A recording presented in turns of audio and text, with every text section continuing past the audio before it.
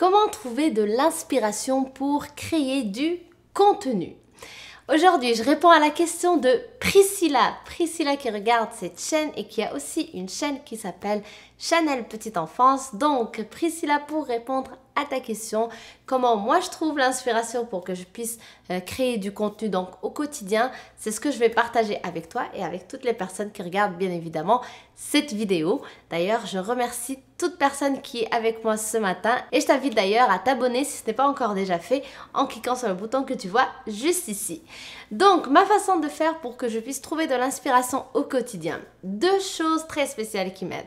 Premièrement, c'est que je suis dans l'observation, c'est-à-dire que souvent, tout le monde, on vit des choses au quotidien et parfois on ne se pose pas de questions, on est juste là par défaut, en train de vivre les choses, donc on est juste dans la réaction de ce qui nous arrive, on passe notre journée sans vraiment revenir dessus, si j'ose dire. Et donc, en étant dans cet état d'esprit-là, d'observation, de ne pas juste subir la journée par défaut, mais de revenir dessus, de constater ce qui s'est passé, de revoir son comportement, revoir ce qui s'est passé avec telle personne, dans telle situation, revoir dans ma tête comment j'aurais pu mieux faire. Lorsque je prends aussi le temps d'écrire dans mon journal, donc j'ai mes réflexions par rapport à ce que je viens de vivre, comment j'aurais mieux fait. Et du coup, tout ça m'amène tout simplement à avoir des idées que je vais partager donc lors de mes contenus, donc lors de cette chaîne tout simplement. Ensuite, deuxième chose qui m'aide énormément, c'est tout simplement le fait que je sois dans le défi. Je m'explique. C'est-à-dire que à partir du moment où je me suis lancé le défi et que je me suis engagée auprès de toi pour faire ces vidéos-là au quotidien, eh bien, j'ai pris avantage du fonctionnement de mon cerveau. Alors, j'explique. C'est-à-dire que notre cerveau, au fait, il va toujours être dans une certaine résistance pour nous empêcher de faire quoi que ce soit de nouveau ou quoi que ce soit qui va paraître difficile. Pourquoi? Parce qu'il veut être tranquille. C'est un peu un flemmard. Il a envie de juste vivre la vie tranquille, se la couler douce et ne pas faire trop d'efforts. Maintenant, lorsque une fois qu'on est dedans et qu'on dépasse cette résistance-là et que donc, par exemple, on se lance un défi, on est engagé, notre cerveau, il n'a pas envie de nous laisser tomber. Donc, quand je dis le fonctionnement du cerveau, c'est que à un moment donné, le cerveau, il veut te protéger. C'est pour ça aussi qu'il résiste à ce que tu fasses des choses nouvelles parce qu'il a peur pour toi. Donc, il va te protéger en te disant non, reste calme. T'as pas besoin d'aller là, t'as pas besoin de faire ceci, t'as pas besoin de te lancer dans ce nouveau projet. Restons comme on est. Tout ça, c'est par peur pour nous. Donc, il nous protège. Mais une fois qu'on est lancé, eh bien, son activité, son boulot, c'est toujours la même chose, c'est de nous protéger. Donc, il sait que tu es engagé et que tu dois fournir une vidéo par jour. Donc, lui, il est là pour te sauver.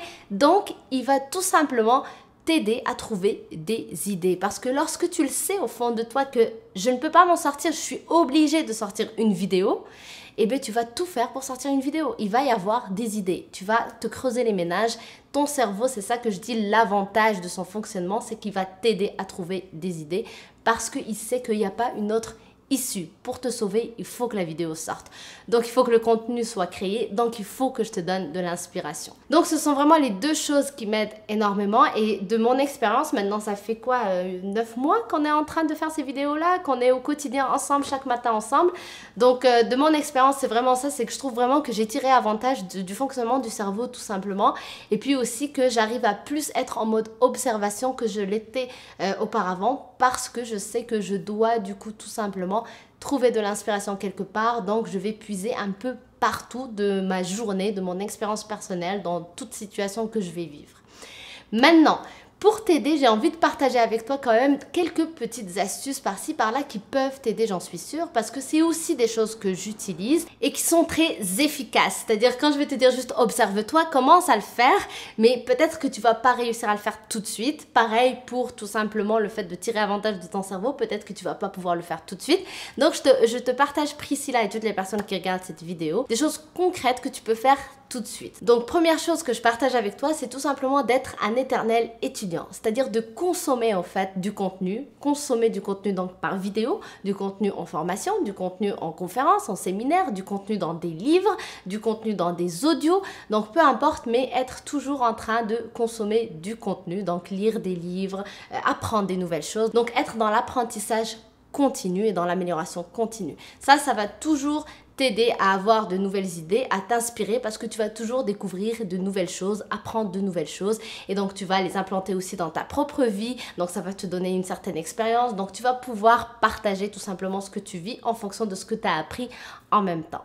Donc lire des livres, ça peut t'aider. Aussi, ce que tu peux faire, c'est par exemple lire des magazines. Donc dans les magazines, ce qui est intéressant, c'est les études parfois. Donc ça peut être des magazines que tu aimes, peut-être que tu lis souvent sur Internet, hein, pas forcément des magazines physiques. Ça peut être des abonnements à des magazines physiques, mais aussi, par exemple dans mon cas, c'est sur Internet souvent que je vais aller voir quelques magazines parce qu'ils se renouvellent souvent. C'est-à-dire qu'un magazine, il va sortir au mois ou bien aux semaines parfois. Et donc tu peux avoir dedans des renseignements récents comme des études récentes, des choses qui viennent de sortir, et du coup ça va t'aider aussi à tout simplement trouver du contenu, à créer du contenu en fonction de l'étude que tu vas lire ou en fonction encore une fois de n'importe quelle information que tu vas trouver dedans qui concerne peut-être ce que tu es en train de vivre actuellement ou ce que tu as déjà vécu ou quelque chose que tu recherches comme solution pour toi-même, pour une problématique que tu as et que tu es en train de chercher une solution.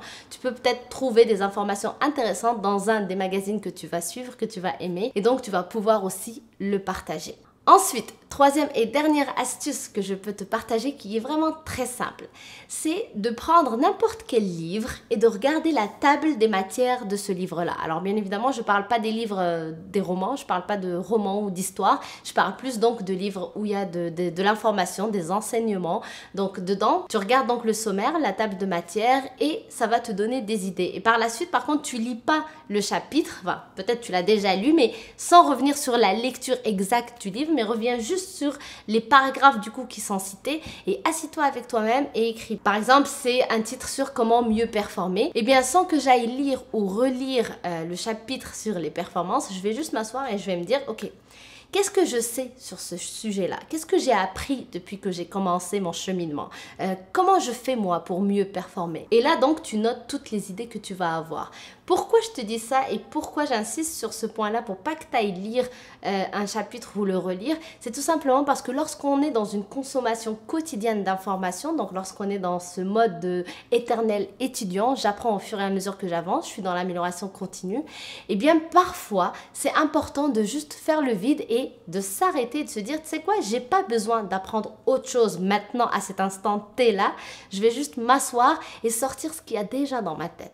Et là tu vas découvrir qu'en fait, il y a plein de choses que tu connais déjà et que tu vas aussi associer à une expérience professionnelle que tu as déjà vécue. Et là, boum, tu as ton contenu tout simplement. Tu peux l'écrire, tu peux écrire les grandes lignes et venir te poser devant ta caméra et partager ça avec ton audience.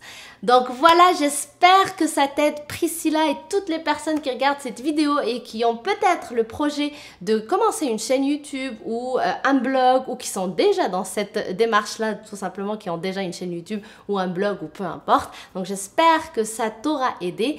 Merci d'avoir regardé la vidéo. Si elle t'a plu, laisse-moi le savoir avec des pouces bleus. Et aussi, dis-moi dans les commentaires, toi, comment tu fais pour trouver de l'inspiration pour créer du contenu, si la création de contenu fait partie de ta vie.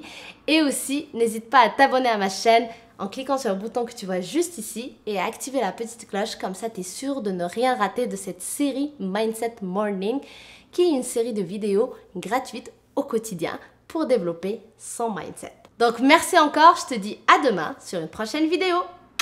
Bye!